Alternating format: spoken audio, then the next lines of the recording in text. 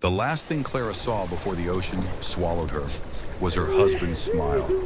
Not panicked, not regretful, but relieved. As the water dragged her deeper, his final words echoed in her drowning mind. It's nothing personal. But Clara Whitmore was about to teach Daniel Mercer just how personal survival could be. The rain fell in heavy sheets as Clara stood at her parents' graveside, her black dress clinging to her like a second skin. The marble headstones gleamed under the gray sky, the names Richard and Eleanor Whitmore etched too freshly into the stone. Around her, mourners whispered condolences, but their words dissolved into the drumming of the storm. Then out of nowhere, an umbrella appeared over her head. "You shouldn't stand in the rain," a smooth voice said. Clara turned to see a man, tall with warm hazel eyes and a smile that seemed to hold back the storm itself. Daniel. He'd been at the funeral, lingering near the back. Now, up close, he smelled like sandalwood and safety. "I didn't know them well," he admitted, nodding at the graves, "but I've heard incredible things. They left quite a legacy." Clara stiffened. Legacy. That word again. Since the accident, it was all anyone talked about. The Whitmore fortune, the estate, the money. But Daniel's gaze stayed fixed on her, not the headstones. "I'm sorry," he murmured. "That was clumsy. I just hated seeing you alone out here." Something in his voice made her throat tighten. For the first time in weeks, someone saw her. Not the heiress, not the orphan, just Clara. As they walked to the parking lot, Daniel made her laugh with a story about his disastrous first job. But when she mentioned her parents' charity work, his eyes flickered, just for a second, with something sharp, interest, or something else.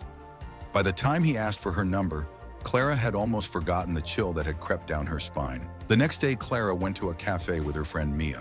The cafe buzzed with the clatter of dishes and the murmur of midday chatter, but Clara barely heard any of it. She stirred her latte absently, watching the foam swirl into meaningless patterns. Across from her, Mia leaned forward, her dark eyebrows knitted together. "I'm just saying," Mia pressed, lowering her voice. "You should at least Google him," Clara sighed. "He's been nothing but kind, Mia." "Kind?"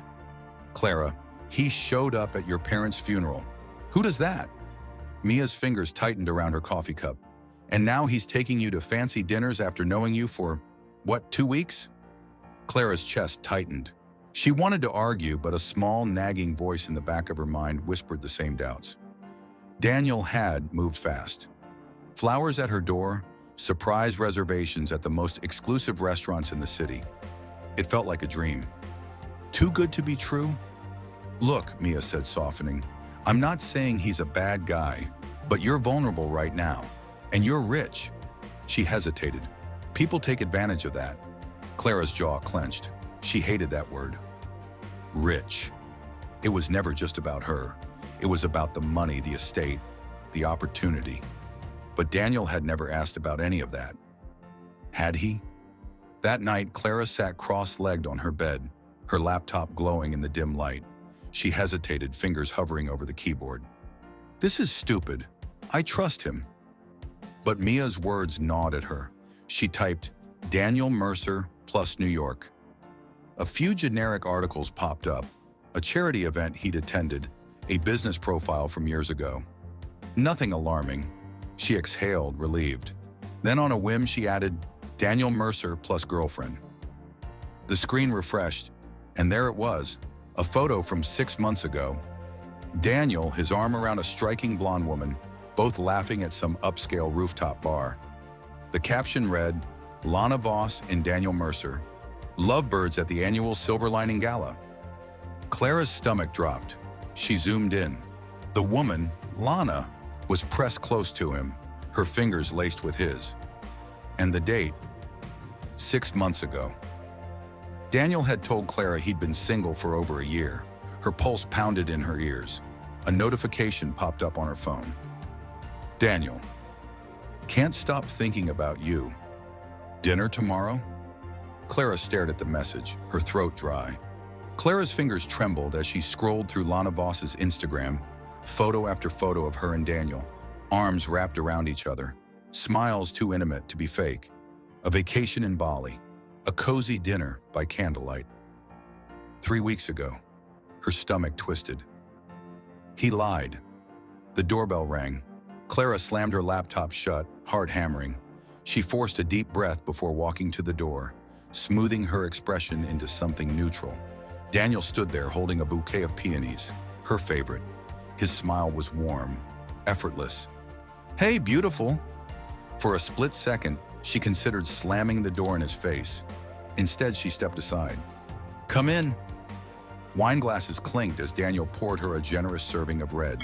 He talked animatedly about his day, his laugh filling the penthouse. Clara watched him, searching for cracks in his performance. How does he do it? "You're quiet tonight," he said, tilting his head. She swirled her wine. "Just thinking." About? "About how you're a liar." She took a slow sip. "The future?" Daniel's eyes lit up. He reached across the table, taking her hand. "Funny you mentioned that." Then he got down on one knee. Clara's breath caught. "I know it's fast," he said, pulling out a velvet box. "But when you know, you know. Marry me, Clara." The diamond glittered under the chandelier, huge and flawless. $1 million rock, $1 million lie. Her mind screamed, but her heart, lonely, aching, whispered, "What if he changed? What if Lana's the past, and you're the future?" She hesitated too long. Daniel's smile faltered. "Unless, you don't feel the same?" The words spilled out before she could stop them. "Who's Lana?" Silence. Daniel blinked. Then, "A masterclass in acting." He laughed, shaking his head. "Lana? My ex." She couldn't accept it was over. He squeezed Clara's hand. "Did she contact you?" Clara's pulse roared. She could press him, demand proof. But then his thumb brushed her knuckles, his voice dropping to a whisper. "I love you, Clara. Only you." And just like that, the doubt melted. She nodded. "Yes." His grin was triumphant as he slid the ring onto her finger. Across town, Lana Voss stared at her phone, rage simmering. Daniel's text. "We need to delay." She said yes. Lana's fingers clenched around her champagne flute, the same one from her anniversary photo with Daniel. "Not again." She typed back, "You promised. Finish it." Then she hurled the glass against the wall, shattering it into 1,000 glittering pieces. The honeymoon begins, on a yacht with no witnesses. But as the engine hums and the shore disappears, Clara will realize too late that love isn't the only thing that runs deep. The morning sun glittered on the marina like scattered diamonds as Clara stepped onto the sleek white yacht, her sandals clicking against the polished deck. Daniel had planned everything, a surprise week-long cruise along the coast, just the two of them. Romantic. So why did her skin prickle with unease? Champagne? Daniel appeared beside her, holding 2 flutes, his smile bright enough to rival the sunlight. Clara forced a smile back. "Maybe later." His grin didn't waver, but something flickered behind his eyes. Impatience? Annoyance? Before he shrugged and downed both glasses himself. The engine purred to life beneath them, and the yacht slid away from the dock, cutting through the calm blue water. Clara watched the shoreline shrink. No witnesses. The thought slithered into her mind unbidden. She shook it away. The waves grew choppy, slapping against the hull as the yacht rocked. Clara gripped the railing. "We should head back." Daniel emerged, his expression unreadable. "It's just a little wind." A gust howled past them, whipping Clara's hair across her face. The boat lurched violently, and she stumbled. Right into Daniel's waiting arms. For a heartbeat, she thought he'd steady her. Then his grip tightened. Too tight. His voice was a whisper against her ear, almost lost in the wind. "I really did like you, Clara." And then, push! Her back hit the water first, the cold so shocking it stole her breath. The waves closed over her head, dragging her down as the yacht's engine roared away. The last thing she saw was Daniel's face, watching from the deck, not panicked, not screaming for help. Just watching. Then everything went dark. Clara isn't as alone as Daniel thinks. But her rescuer isn't who or what she expected. The world returned in fragments. First, the pain, a throbbing ache in Clara's skull, salt burning her throat. Then the cold, seeping into her bones as waves lapped at her legs. Sand gritted against her cheek. Alive. She coughed violently, seawater surging up from her lungs. Her vision blurred as she pushed herself onto her elbows, the beach tilting beneath her. The storm had passed, leaving behind a bruised twilight sky, and the yacht was gone. A jagged laugh escaped her. Of course it was. Daniel hadn't even waited to see if she'd sink. Movement to her left. Clara froze. A figure crouched in the shadows of the dunes. A man, his face obscured by a fisherman's hood. He held a knife. Number, not like this. She scrambled backward, her muscles screaming. The man stood, stepping into the fading light. His skin was weathered by years of wind and sun. His beard streaked with gray, but his eyes, sharp and dark, locked onto hers with unsettling focus. "You're lucky," he said, voice rough as the surf. Tide was going out. Clara's breath hitched. "Who?" He sheathed the knife. "Elias, and you're coming with me." The shack smelled of salt and kerosene, its lone window rattling in the wind. Elias wrapped a blanket around Clara's shoulders, his hands calloused but surprisingly gentle. "Drink." He pressed a tin cup of something bitter into her hands. She sipped, the liquid burning all the way down. "How did you find me?" Elias grunted, stoking the wood stove. "Saw the boat leave you. Followed the current." His gaze flicked to her left hand, the diamond ring still glinting there. "Husband?" Clara's fingers curled into fists. "He tried to kill me." A beat of silence. Then Elias nodded, as if this were just another fact of the sea. "Rest, then we'll talk."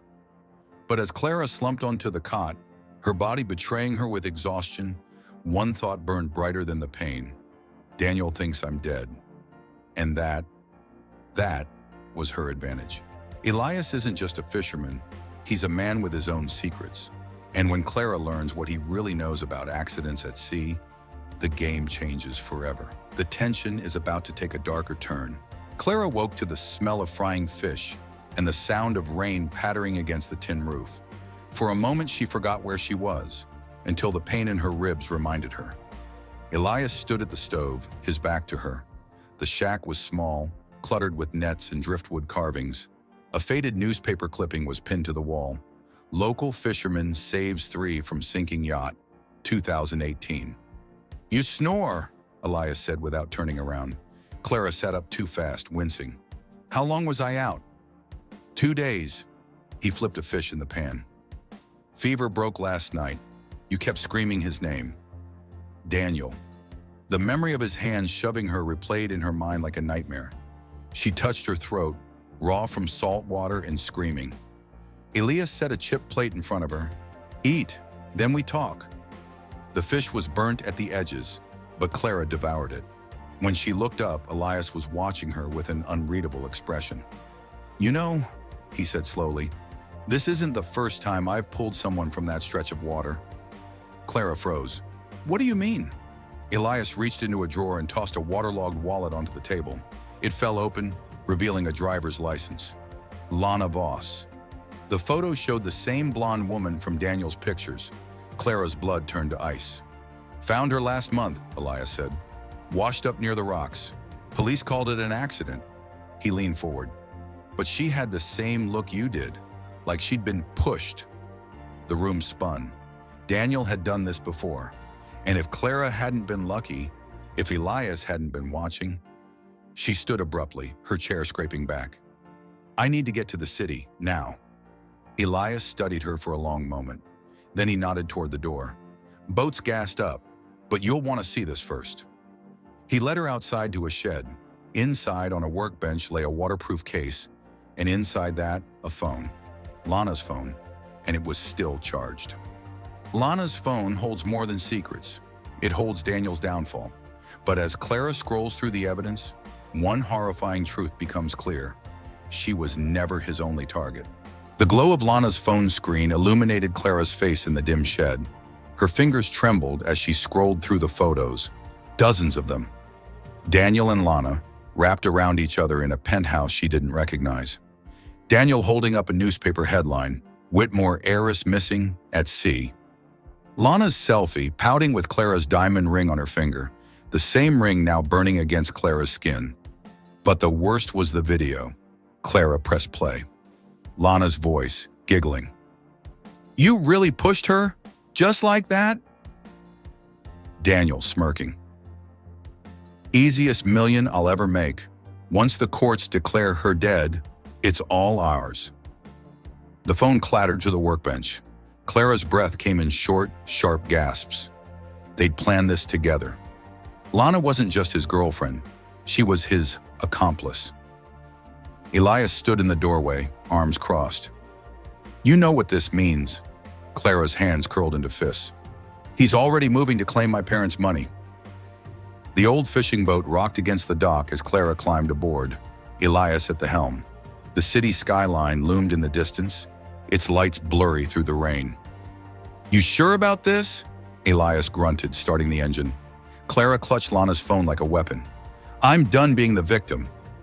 As the boat pulled away from shore, she dialed the only person she could trust, Robert Calloway, her parents' lawyer. He answered on the first ring.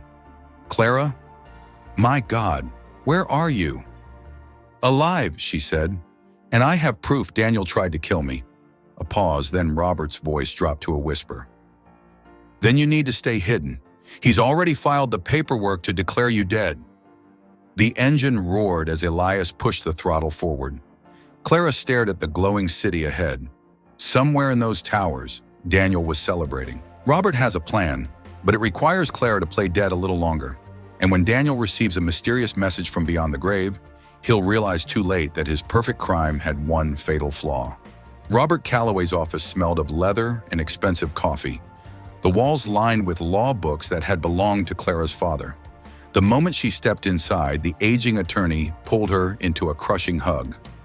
"Thank God," he whispered, his voice cracking. Clara hadn't cried since the yacht, not when Elias dragged her from the water, not when she saw Lana's phone, but now standing in the place where her father had once laughed with Robert over cigars, her knees nearly buckled. Robert steadied her, his grip firm. "We don't have much time. Daniel's already petitioned the court for control of the estate, citing irrefutable evidence of your death." His mouth twisted. "He even held a memorial." Clara's nails bit into her palms. "What about the proof? The video?" Robert's eyes darkened. "We need more." A confession, a plan unfolded between them in hushed tones. By the time Clara left, hood pulled low, slipping out the service elevator, her pulse was steady, cold, focused. Daniel wanted a grieving widower? She'd give him one. The penthouse was exactly as she'd left it. Her favorite book still lay open on the couch. Her perfume lingered in the air. And there on the counter, a half-empty bottle of champagne. Celebrating already. Clara moved silently to the bedroom. The closet door was ajar. Inside, Daniel's suits hung neatly beside her dresses, except one section had been cleared. Her jewelry. A floorboard creaked behind her. Clara spun and froze. Daniel stood in the doorway, his face bloodless. For a heartbeat, neither moved. Then his lips curled into a slow, disbelieving smile. "Ghosts aren't real, Clara." She met his gaze without flinching. "Neither is your grief." His smile vanished. Somewhere in the apartment, a phone began to ring. Lana let out a shrill laugh. "Looking for this?" She pulled the sleek black pistol from her waistband. Daniel whirled on her. "Put that down." "Why?" Lana's hands shook, but the barrel stayed leveled at Clara. "She's supposed to be at the bottom of the ocean." Clara stood very still. "Like you tried to put me there." A flicker of doubt crossed Lana's face. "I didn't. That was him." Daniel snarled, grabbing for the gun. They struggled. Bang. The shot tore through the ceiling. Plaster rained down. And then from the doorway, a new voice. "Police!